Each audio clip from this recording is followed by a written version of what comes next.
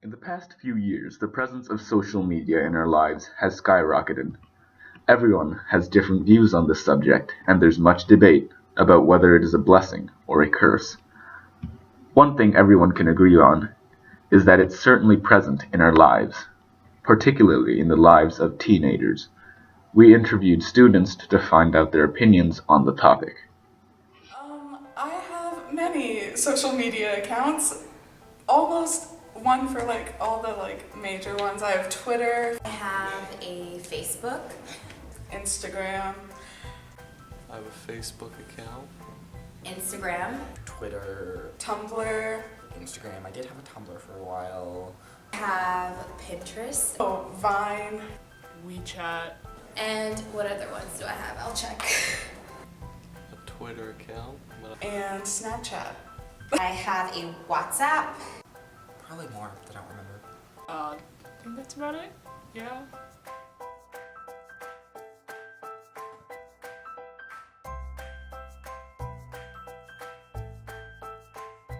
When I go on my timeline on Facebook, I feel like there's just so many different things that I would like to know, even though they wouldn't have a detriment to my life or anything. I just feel like, I don't know, it would be cool if I get to be social in the sense that I'm keeping up with what everyone else is seeing, or it makes you feel connected in a way. I use my social media accounts a lot. I go on Tumblr every single day. I go on Facebook every single day. And I go on Snapchat every single day. To have a document of it, I don't care if no one sees it, I just have it, right? I don't really interact with social media, or I'm not really that digital when I think about everything. I feel like I'm more of a people's person, so instead of if I can call you, I would rather call you instead of, messaging through an app or something like that. I'm very into pop culture and like all that kind of stuff, and that's where I get most of my news through like Tumblr and Facebook, and I would be totally out of the loop if I had no social media accounts, and I really don't like doing that, so I am definitely grateful for my accounts. Everyone who's young already has it already. I almost had to get it when I was in middle school because I have projects or something and I need to talk to people. And it's just a really easy way to do that. And it's also free too, because if you get a phone and text people, it's not free, and I didn't have a phone at the time. So that's kind of one thing that just made it seem better. I didn't really see a reason not to get it at that point, and I feel like it can be valuable for everyone if you use it correctly. So. Do I know anyone who's reliant or addicted to social media? I feel like everyone is to some extent. I mean, we check our phones so often nowadays. I definitely know people who are heavily reliant on social media. I have this one friend who is always on her phone. When she's walking on the street, she has her phone out. When she's at dinner, she's taking pictures of her food and always on her phone and obsessing about how many likes she gets on Instagram for things. And it's just, it makes it it makes social interaction with her not fun. I don't think, okay, that's a lie. I am addicted to Tumblr, but I don't think I'm really addicted to anything else. I definitely find that Tumblr is distracting for me. On Tumblr you have a post limit, which is 250 posts every single day. And for me to actually get anything done, I have to hit my post limit so I don't have the distraction of going on it for the rest of the night, which it's sort of bad. For my mom, I think my mom's really addicted to Facebook, and so she would be on there every single, she would be having a conversation with her friend, and then she would be on there, and it's hello, there's a person right in front of you, but that's just her, and everyone has their different things, so, yeah. There might be a bit of a stigma behind it, adults think that it's not, you'll be addicted to it, I don't know, or it'll just be bad for you.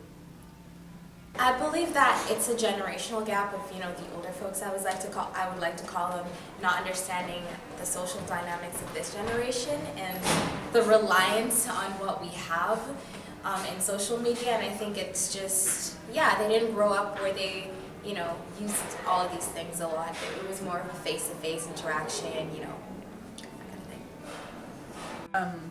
There's a really funny kind of report that a principal gave back in the 1800s where he was complaining about the use of paper in school because he's like, these kids are never going to know how to write on slate. It's like, these lazy kids, and it's ruining children. And so I think it's the same just with like Same thing happened with radio. They thought radio was going to ruin the children. and TV. So I think social media is just the newest thing for adults to be worried about ruining kids.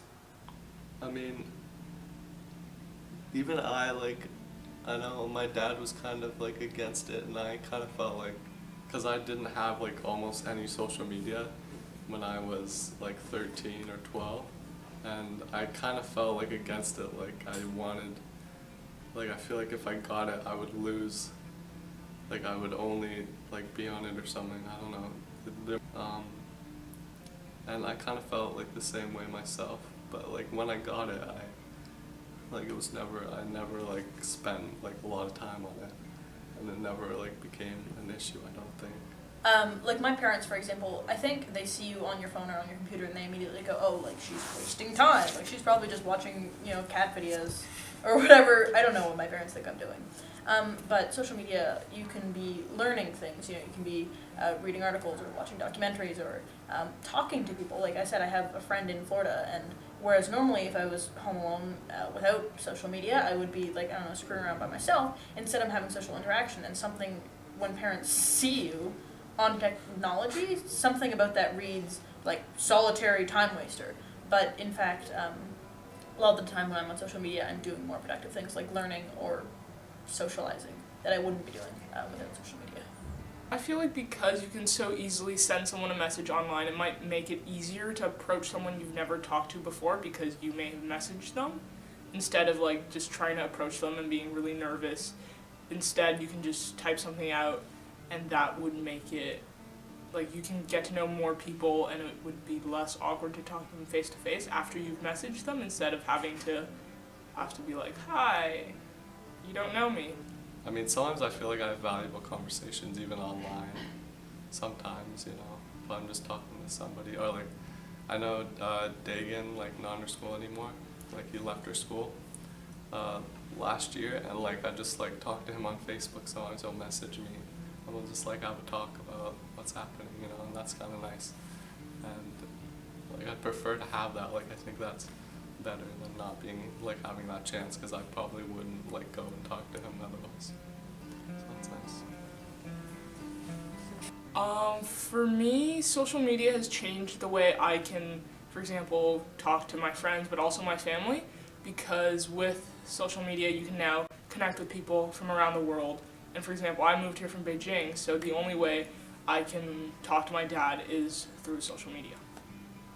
I definitely think social media has changed me a lot for the better because without it, when I was like just an ignorant little 10-year-old, I didn't know what was going on in the world, and I had very awful opinions on stuff. But as soon as I joined Tumblr in 2011, I began to like learn more about our culture and how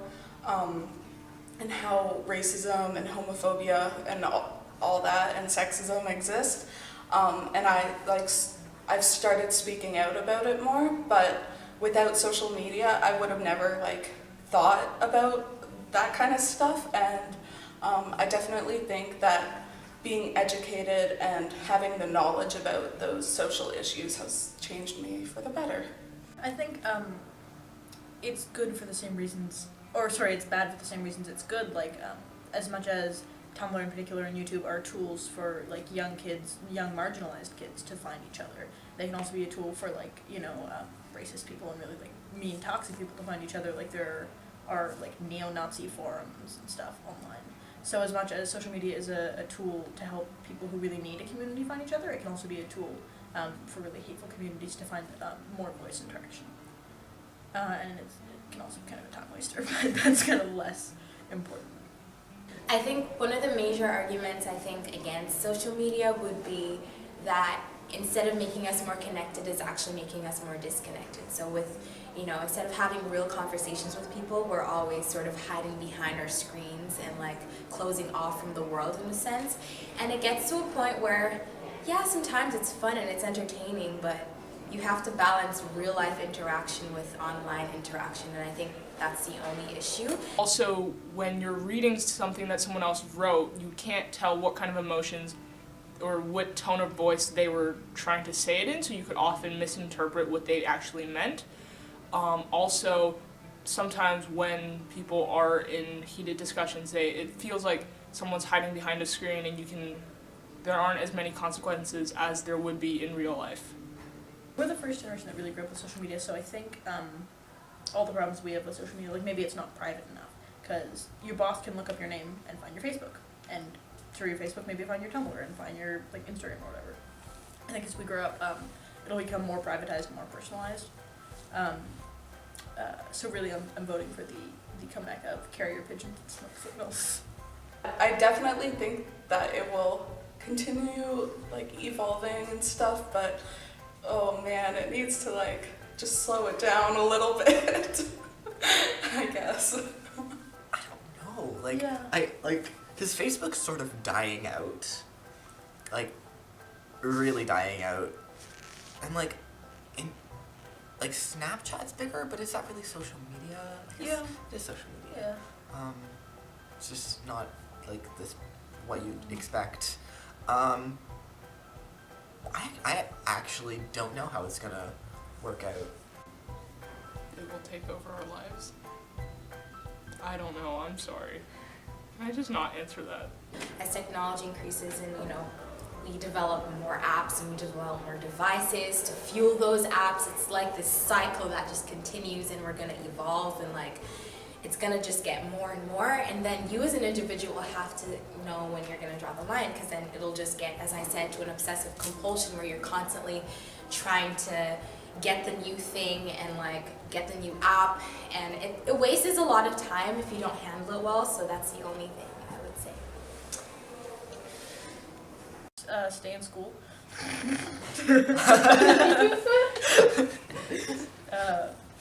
Everything in moderation.